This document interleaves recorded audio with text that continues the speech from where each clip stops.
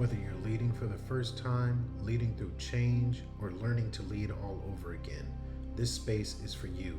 No fluff, no gimmicks, just real talk from those who've led through challenges, adapted under pressure, and thrived in the face of change.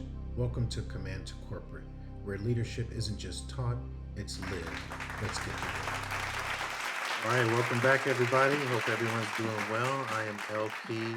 He is T, and if you're a first-time listener, viewer tuning in, this is Command to Corporate, and we're your hosts. T, how you doing? I'm doing fabulous. So, for those that don't know when we're recording, this is actually November 2nd, and it's the end of daylight savings. So, True. got an extra hour of sleep, went to the gym early, so it felt great. So, it's a good day. How about you? Yeah, I wasn't keeping up with the time. I woke up and I was like, okay. I saw it was 7. I was like, hey, let me get up and start doing some things. And I finally look at the microwave and I'm like, did the power cut out? What happened? Yeah. And I'm like, man, I did not even realize the time changed. So Mm-hmm. nice surprise. But it's a nice day though. It really turned out to be nice and sunny and yeah, it's pretty nice. I like it. All right.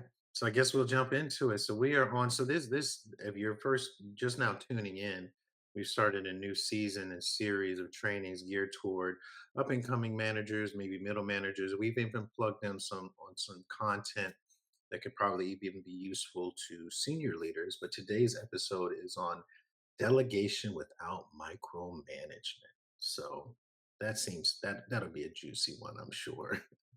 And I'm sure we're gonna hit on things that we've talked about Yeah. um, over and over again, but definitely keying in on this particular topic. And so, without ado, we will jump right in. So, why do so many leaders struggle with delegation? Hmm. I Now, think, go ahead. go ahead. Go ahead, or I go ahead. You which one? You go ahead. All right. So, I think, which I've said before. Well, let me take a step back. Coming out of the military, going through different leadership schools, one of the things they Hmm. do key on and is learning how to delegate and ensuring that you operate within your lane. If you're supposed to be operating at a certain capacity, that you do just that. And you leave it to others to stay in their lane and execute their duties. And it's all about coaching, mentoring, super, whatever it is, towards them accomplishing the role, their duties in their lane. Because once you get into their lane or they get into yours, now who's doing whose job? Because if I got to go down to do your job, now what are you doing? If you got to come up and do my job, what am I doing? So now, fast forward, looking in civilian sector, why do so many leaders struggle with delegation? I think they've spent way too long being that individual contributor, which you mentioned so many times. They've spent so long doing it and feeling that I have to do it to show what I can do. And this is what got me here. I'm not going to let it go. If I stop doing it, uh, maybe it'll look bad on me. And so I just better own it all and keep doing it no matter what level they've reached. They can continue to do that. And it's just flat out ridiculous to me. It's like, but without any kind of education Mhm. and some kind of coaching and mentoring, it's like you're going to keep doing it. And it's when they've been doing it so long, it's really hard for them to let go. What about you, T?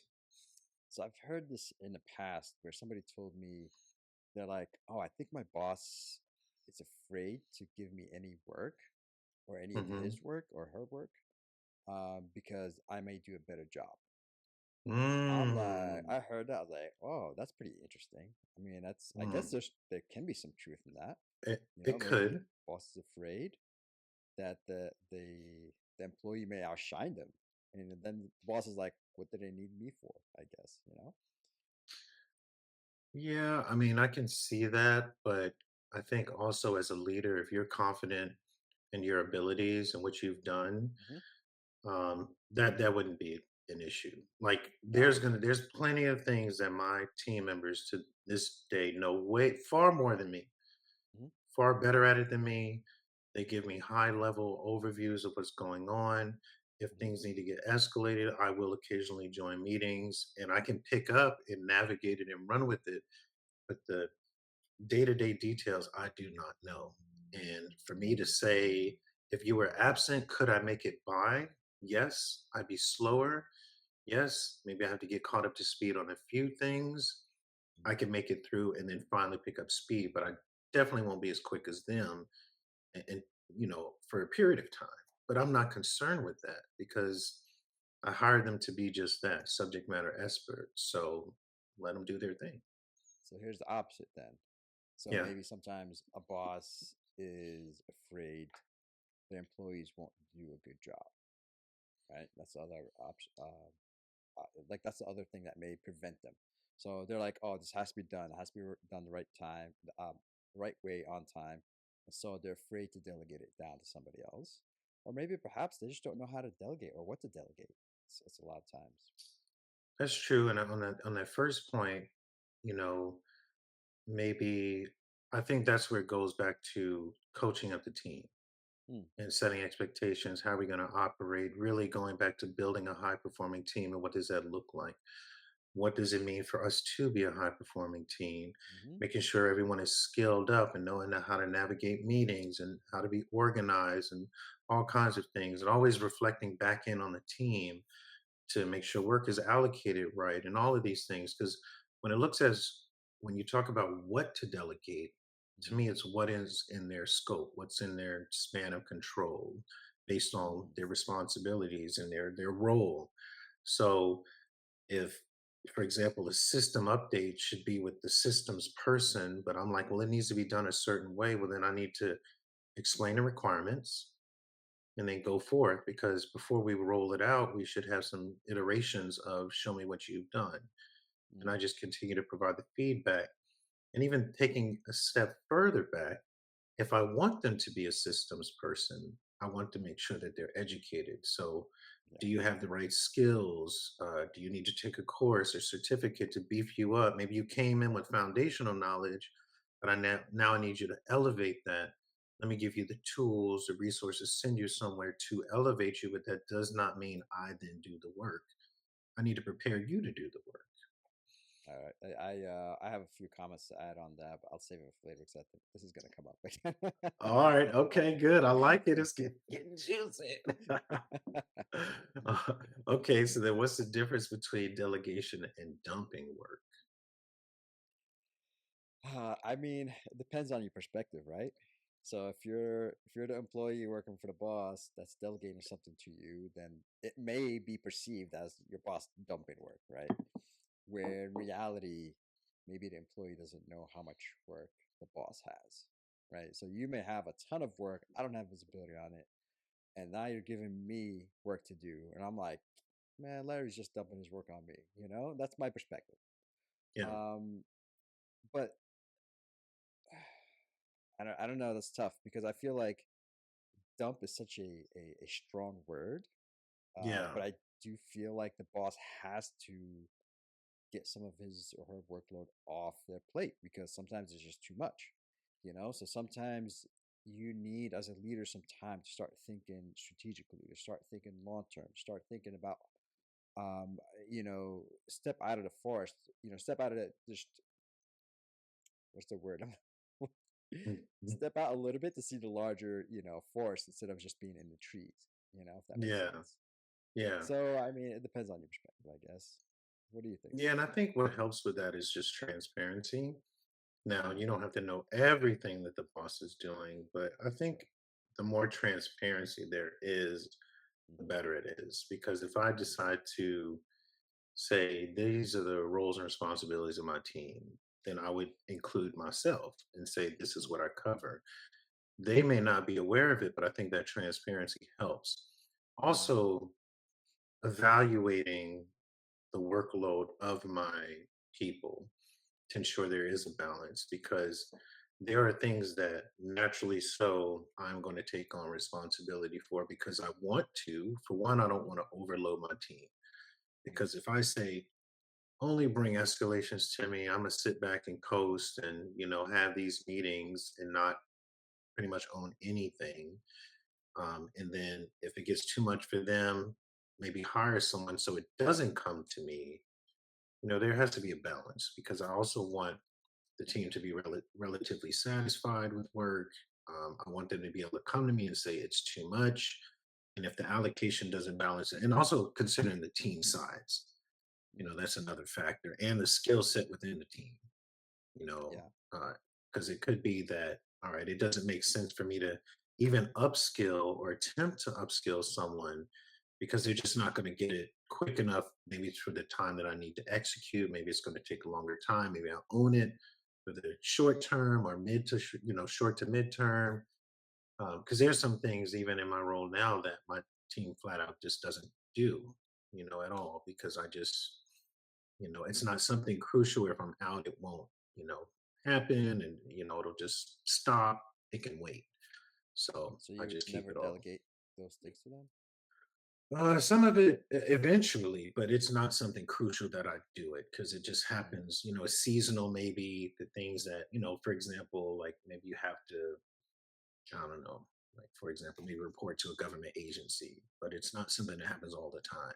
You might do it once a year.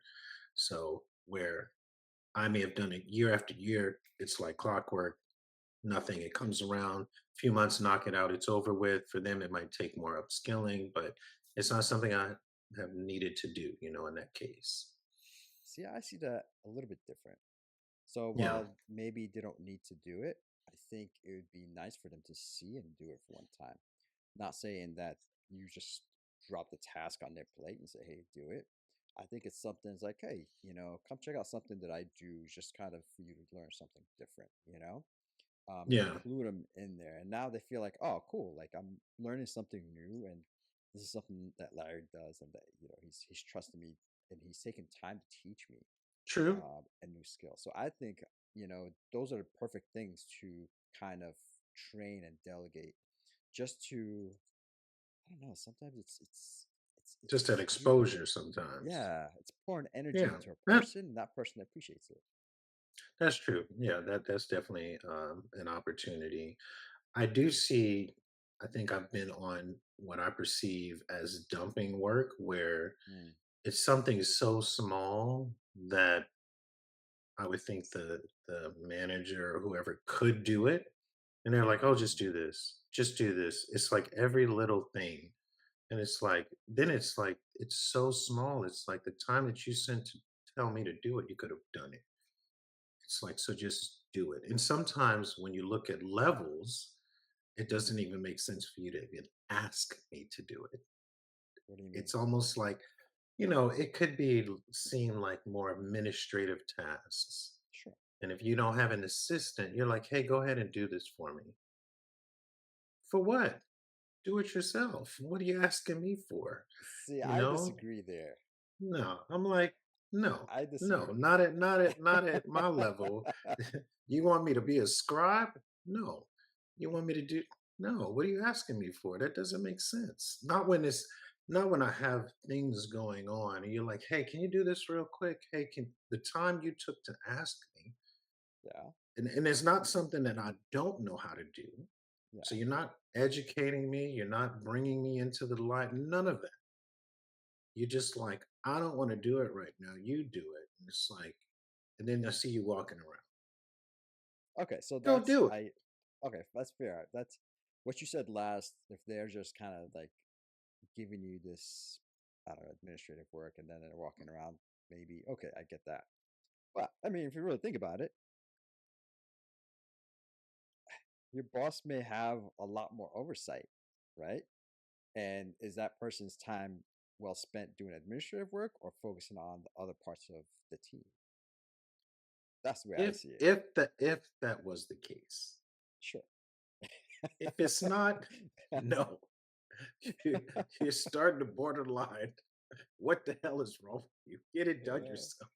well, somebody has What are to you? do the administrative work. I mean, And if are you you going don't to give have the an highest paid EA, person administrative work? no, but if it's like Ah, something that you could just do, like if it the time, especially when it's the time that you took to message me, you could have mm, done it. And then mm, all it is, hey, update this document, do this, do that. It's like just do it. hey, where's this information located? I've sent you a million times. Go look for it. Like, I'm having to point it to you after 2 years, tell you the same thing over and over again. Now you're borderline being acting slow. What's wrong with you? Come on. I could be, I'm just being mean. Yeah, I don't know, man. I think. See, it doesn't Mhm. like, yeah, it doesn't pass in my book. You know, the highest paid person doing administrative work does not really, essentially you're But then when you have, especially when you don't have an assistant, because you're right. gonna like, and you have another high paid person, you're like, Yeah, well, I don't have an assistant, so you do it. When there sure. is an available assistant, go to an available Okay, assistant. Don't sure. ask the people that are like subject matter experts, high paid people doing all this stuff. It's a waste of time. It's a waste of Mm, communication to me. Use an assistant, find one, get one. If it's that important, get if one they're to at do that it for level, you. sure. Yeah, yeah, get one. So how do you decide what tasks to delegate versus keep? I think we're kind of touching on that a little bit. I think I go back to, it depends on what it is. And if it falls in the scope of one of my team members, employees, however, that it should fall in their space, then I am going to delegate and say, here you go. First things first, though, I will check and ask about capacity. What's on your plate? What do you have going on? Because naturally, it does fall in their space. Other team members are trained as backups, so it's not their full time role. But I will say, how are we looking on capacity? Because I have this new task, project, whatever coming down. How do you feel about taking this on? What do you think? And then you let me know. Okay. So I'm gonna bring something, a tool that you're probably familiar with, right? Mhm. Do you remember ever hearing the Eisenhower matrix or Eisenhower Ye- box? Yes. Yeah. So it's just kind of a quick, brief description. So the Eisenhower matrix or box, it's a four box quadrant. So Hmm. on the bottom, the x-axis from left to right, it's like something from very urgent to the right, not urgent. And on the y-axis, up and down, it's something from like not very important all the way to the top. It's something that's very, very important. So that's kind of what it is. So according to the Eisenhower box matrix, which is also used for time management tool, it's and delegation. If something is very urgent and very important, that's something where I'd say you have to do as a boss, right? If something is important but not urgent, that's something where it's like 50-50, my opinion, where I do it, um, or I could delegate it down, depending on what it is. Yeah, There we go. Pull it there you up go. right there. Exactly. All right. Thanks. So our viewers Perfect. can. So if you haven't seen one before, Yep. here we go. And if it's something that's urgent but not as important, that's where you delegate it. Exactly. And then if it's not urgent, and not important, then like why is it on the radar? So that's something you probably shouldn't even do. Waste of time. And I think So for yeah. leaders too, when it gets to the delegate portion, Hmm. it's when you decide to delegate it. In my book, if there's a way to delegate it where you don't need to follow up with the person at that time, because basically you're trying to get things Mm, off of your plate. So if you're delegating it, you're letting them have the ownership. So it's mm, okay for them to take ownership, make decisions, whatever the case may be. And then maybe in your next, whenever reoccurring meeting, you then say, okay, talk to me about whatever XYZ you went to that I delegated to you. Because if you take it off your plate because you don't have time, but then you schedule a meeting to talk about it, you just put the time back. So it doesn't really make sense that uh, you, okay. especially when it's a time thing, Okay. it's like you just put a meeting back on your plate to catch up on something that you just delegated.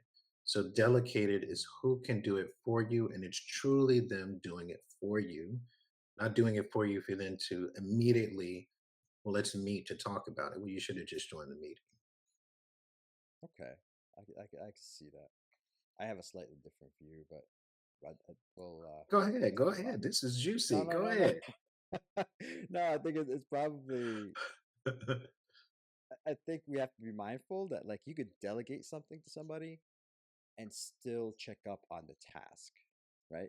Yes, yes, Or but you don't wanna check up on it at that like, within that same like, you're gonna schedule a meeting to follow up. I would say let it be part of a naturally reoccurring meeting than to mm, put more time on your calendar, because in my mind, I've seen leaders where you look at their calendars, it's maxed out. It's meeting after meeting, all this stuff. sure. Some team members, a lot of extra things. So it's like, how do I reclaim some time Hmm. where, that's not the case? And so it's like, okay, well, I'm going to delegate these tasks and hand it off. So if you do just that, let your naturally reoccurring meeting be the time you catch up. Because all you're doing is just putting another meeting on your calendar. Take advantage of what you already have scheduled. Okay. That's the only way you're going to reclaim time.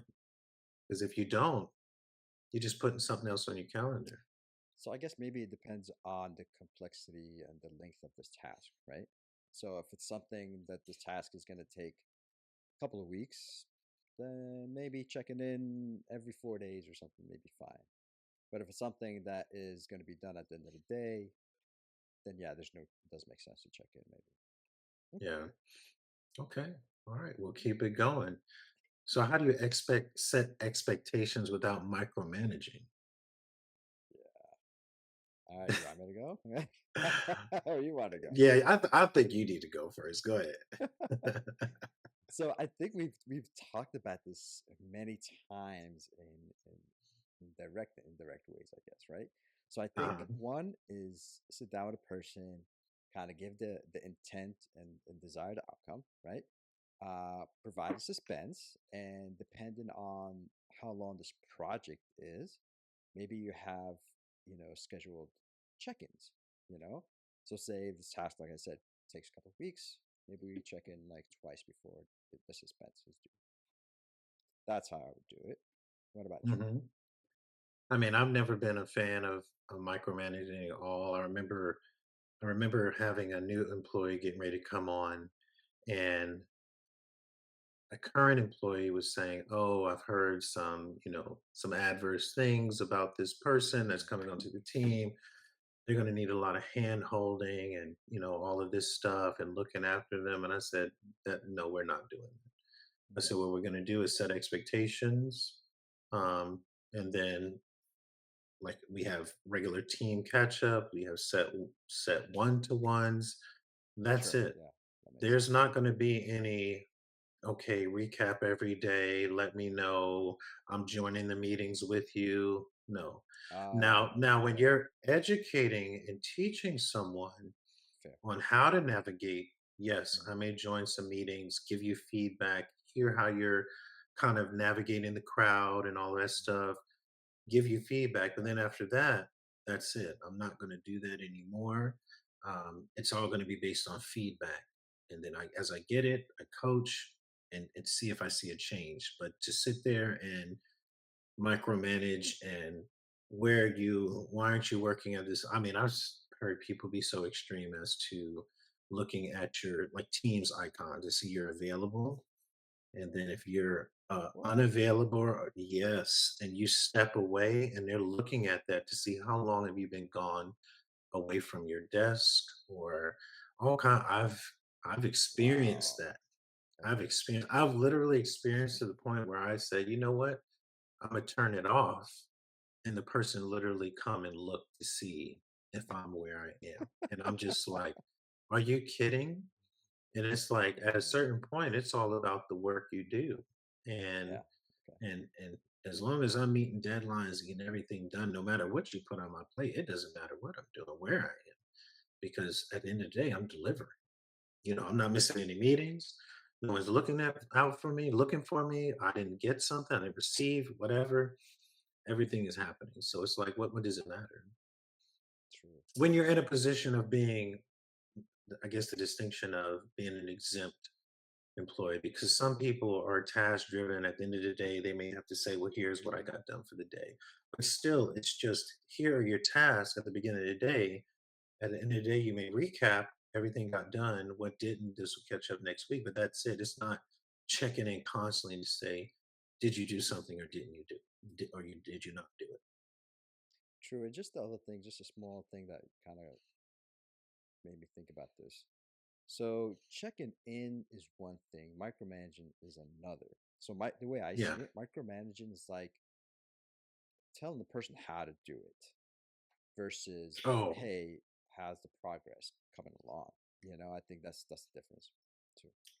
I agree with that too, because some people, I think this goes back to some of that individual contributor mentality Mm, where you've wanted, you know how you would do it. And if you're not allowing the person to have their own creativity and everything is like, this brings success. Here's exactly how you need to approach it. Here's exactly how you no, forget about their expertise, forget about their training. It doesn't matter. You need to do it this way. And actually, I had a boss one time. I've gone through a lot of Lean Six Sigma training and certifications, to which he did not as much as me, I would say. And I would say, "Hey, I have a question about this one section within this lesson plan. mm, Just this section, because it's a little bit different what I know. So can you just explain to me what is the intent of this section, this material?" He said, "Okay, let's start from the beginning." And would start from the very beginning and, and go through the whole thing and then finally get to where I went. So I let him do that. I was new. I let him do that maybe 3 times. And then I said, stop, stop, stop, stop, stop. I don't need to know about anything else but that. I don't need you to do this. Please don't. It's a complete waste of time. Just that part. Oh, okay, okay. Well, did you not understand me the first 4 times? I only need that part. And I gave him the benefit of the doubt because I was new, and I was like, "Okay, I'll let him talk, whatever." But then after a while, I'm like, no, please stop. Please stop." yeah. So I don't get me wrong, like I'm guilty of some of this stuff as well. Oh, man, I know. oh, man, I tell me I it's not try. so I deep. try, brother. So like I try, and here's the way I kind of phrase it, and it's sometimes it's difficult to just give something out there and let it ride. But like I'll Yeah, sit with a person, give it the intent, purpose, desired end state, suspense, and I'm like, if if I were you, I would do it this way, X, Y, Z, right? And I would just leave it at that, honestly. And then I kind of check up on them, and it's so hard. It's so difficult not to tell a person to do it X, Y, Z again after you've seen them. They're doing it their own way. It's hard. Like I gotta admit, because I'm like, man, I've told I kind of share something with you because it's like I've done this. I've learned the lessons, and it's a good way to do it.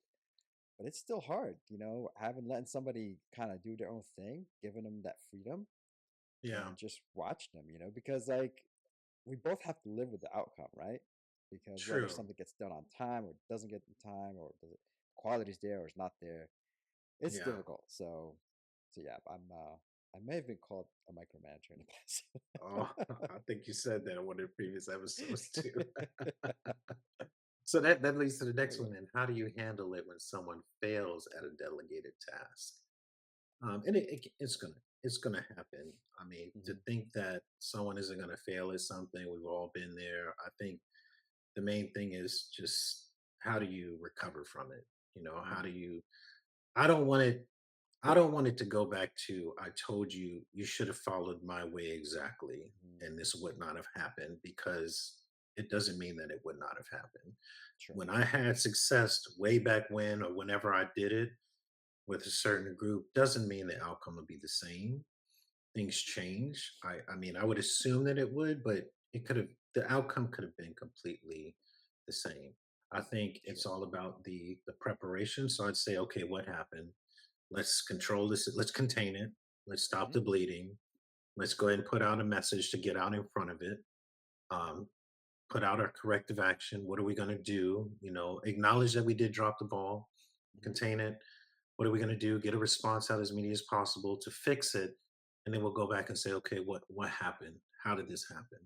Is it a lack of preparation? Did we just flat out miss it?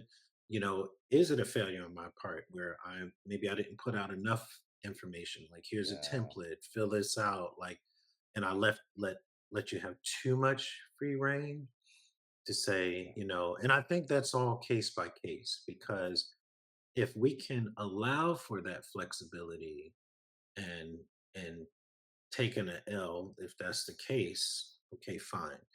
But if it goes where it's like high level, senior leader presentation, then we need to make sure we calibrate. But I think that goes way back to, setting expectations, templates, communication methods, all how are we going to operate as a team from the Mm, very beginning.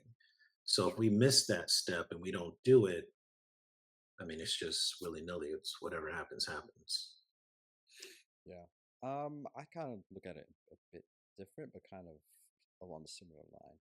Okay. I think first, if the failure was due to a poor time management or Hmm. poor prioritization on their part, then I may probably be upset, you know, or maybe perhaps I didn't convey the importance of something, you know. But usually, I try to convey the importance of something, and but so if it's Hmm. poor time management or prioritization, then we're having a discussion, right? But if it doesn't get done or if it gets done wrong or inappropriately, that's something else, right? Kind of like what you Yeah. said. I sit back and reflect. And I was like, well, did I not understand his or her full capabilities or skills? Did I set them up for failure because I gave them something that they weren't equipped to do? So that would be kind of my self reflection. So I'd feel bad because now we're both stuck with the results. But Yeah. ultimately, it could also be used as a learning opportunity to kind of Yeah. teach. And I think so too. And I think as a leader, and I think most leaders should be in this case, if I'm going to delegate something, I still want to have some kind of check in before you deliver. Hmm, So if it was a blind, here you go, whatever happens, happens, I never mhm, check on like, okay, what's the product you're going to share? Maybe I give you some feedback. And to me, that's a failure on my part. So and then going back to your point of like, are you not organized, prioritizing? To me, that goes even further back to the expectations of the team and saying like, when we do certain things, these people are priority. Here's what we can, it's just from the get-go as far as organization, prioritization, because I know with my current team, I've worked with them quite a bit on being organized because I'm like, the last thing we want to do is not be prepared or not be able to hand stuff for lack of being organized. No, no, we should be organized. We should be managing our calendars right. We should be able to have enough foresight into when people are going to be out, how we're going to manage all of that, open communication to me, knowing knowing that I can step in, but you have to let me know when to step in. There's going to be things that I will take on myself to lessen. It's a whole dynamic, but we've already set yeah, this up from the beginning. yeah, So I think if leaders are not taking the time to set those types of things up from the very get-go, and I think it's helpful to do that because you just don't know everyone's organizational skills, hmm, and I'm not going to look at your calendar to see what you're blocking and not blocking. But what I would say is if your calendar's empty, that's not to say you're not doing work, but that also leaves it open for you to be pulled in many directions easily because there's no true, focus.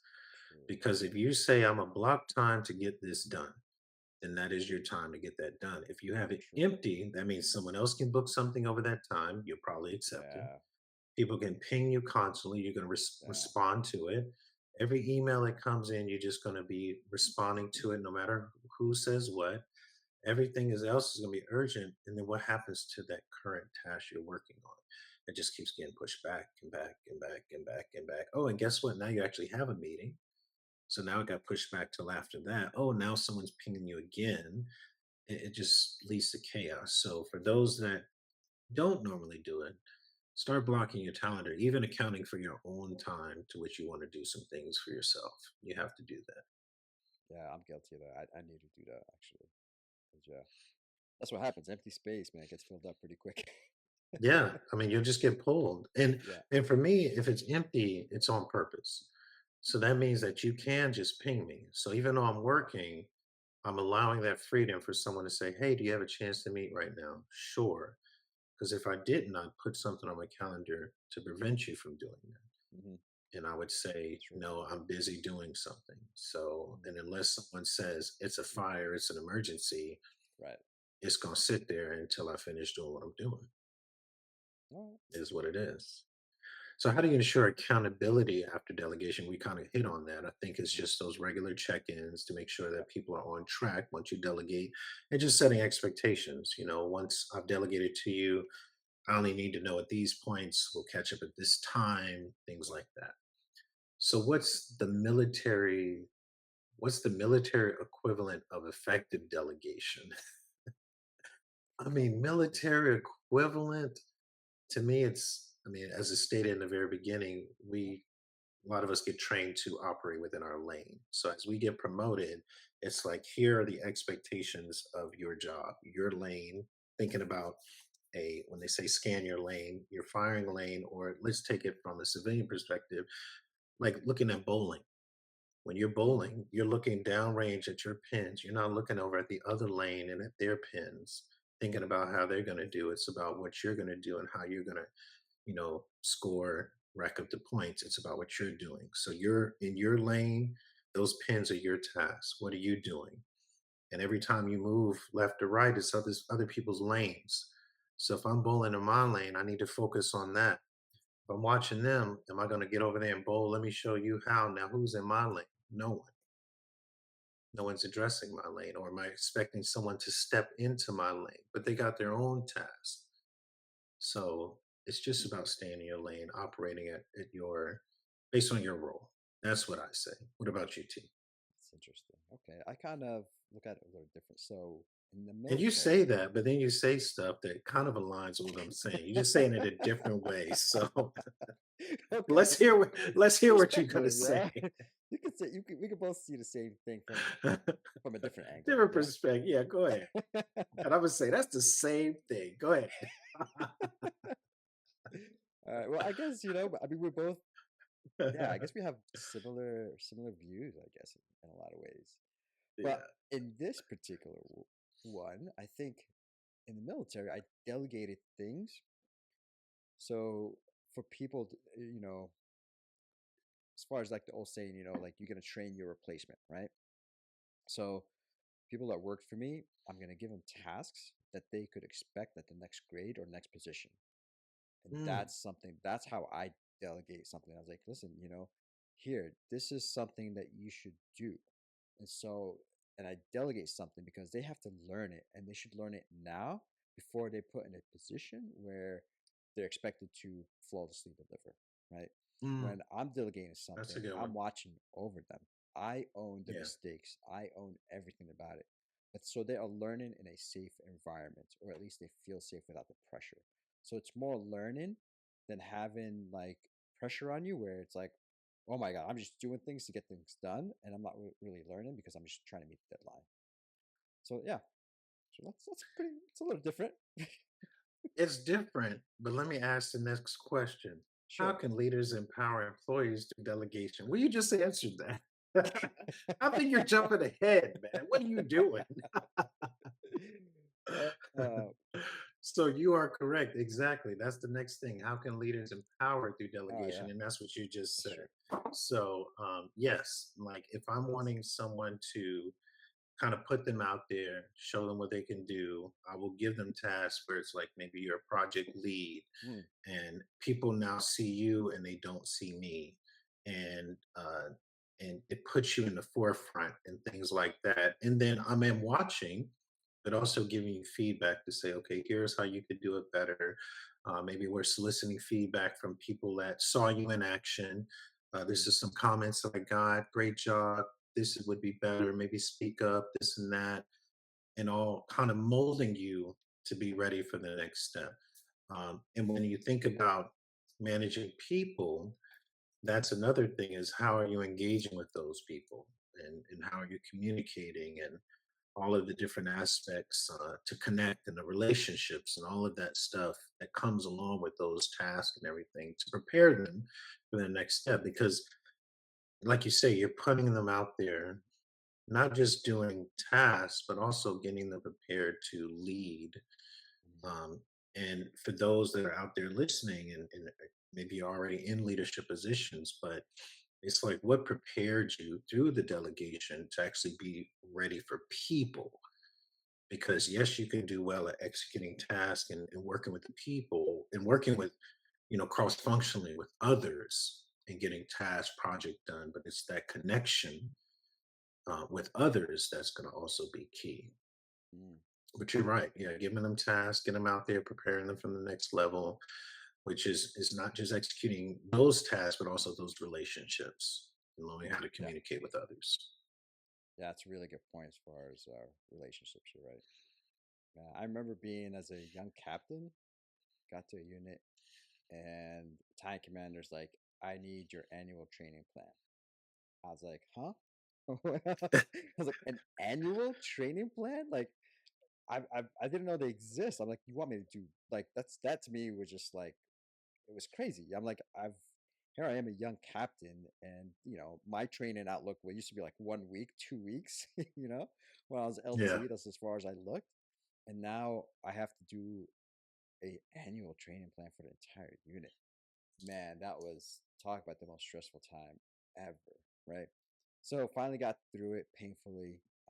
But then, when I had captains under me, oh man, I took that as an opportunity. I was like, all right. So I had like, a few captains get together. I was like, listen, this task is coming due next month. I want you to work on it, all four of Yeah. you. And so kind of gave them guidance how to do it. And they sit there and I checked in every once in a while, but they struggled through it. But they've learned. And that Mm, was probably the proudest moment ever. And I was like, man, I'm so happy that you guys and gals learned how to do this without having the stress of a battalion commander on you, judging you. mm, And so that those moments are like what really feel good about delegating and empowering others. So yeah. yeah, big fan. Yeah. Yeah, definitely. Yeah, I think so. So how do you delegate to someone with less experience? Mm. And I think we've covered hit on points of that as well, because there are going to be plenty of people. You just said it. There's people under you that have never gone through it. They don't have the experience. And I think it's to the coaching, taking your lessons learned. Here's where I was successful. Here's where I wasn't. It's like really educating them, and maybe it's through, here's a sample product of what I've done before. Here's a template Yeah. of what I've done before. Here's a letterhead, whatever, manipulate it, something to kind of get the wheels turning, help them with Mhm. success. Or you could say, here's the bones of a template, Mm. put together something, review it, and you can maybe not provide yours initially, and that's only if time permits. So it's Mm. going to be case by case.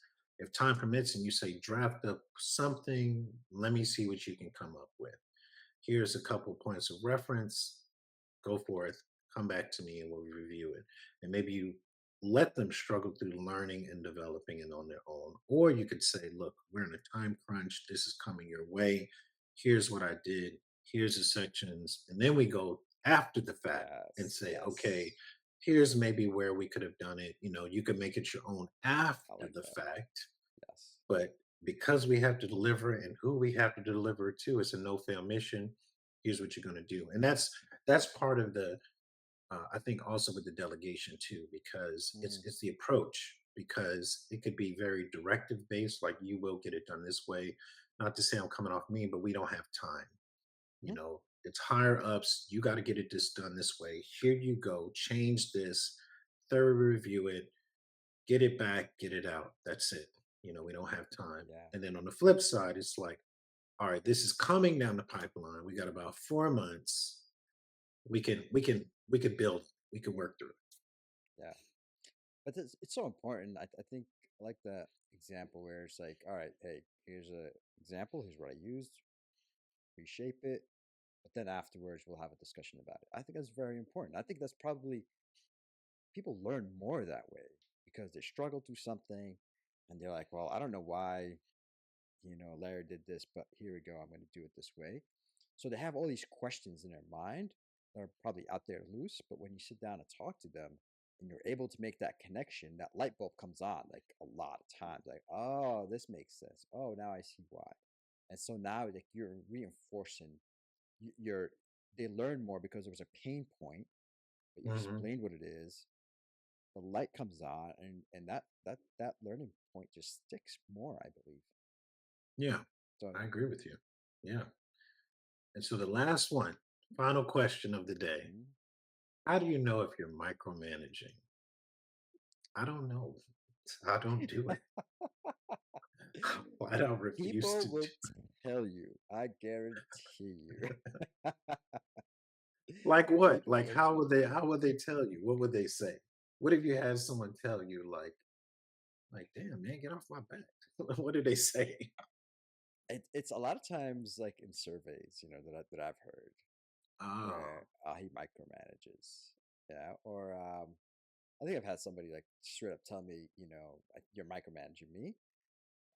I gave a task, and this task had a week to get complete, and like I've asked them, I don't know, like 2 3 times. I gave it on a Monday, it's due Friday, and I asked them Mhm. like maybe 2 3 times by Tuesday, where are you with this task? Did you get this Well, done? Did you get that done? So yeah, they're like, stop micromanaging me. I'm like, okay, that's fair.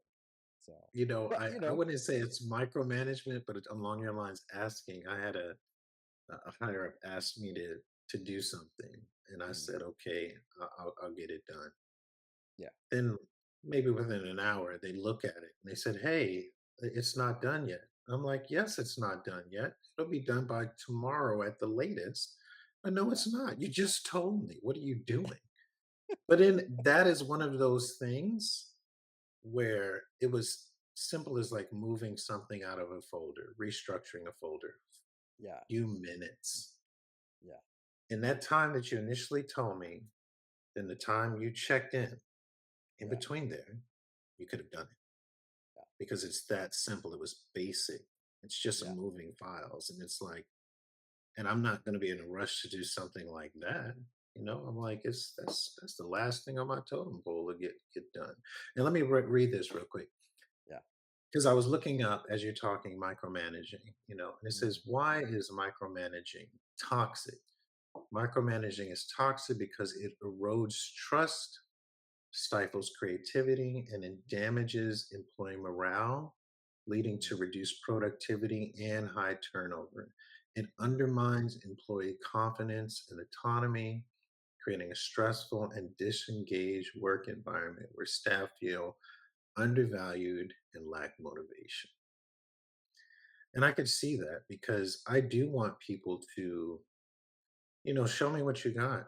I want you to, you're not getting paid for me to tell you exactly how to do something. I mean, that's pointless. I want you scheduling, like, I give you an example.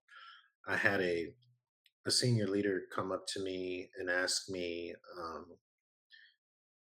something about my team's productivity, wanting to a list of all the tasks they do in a given week.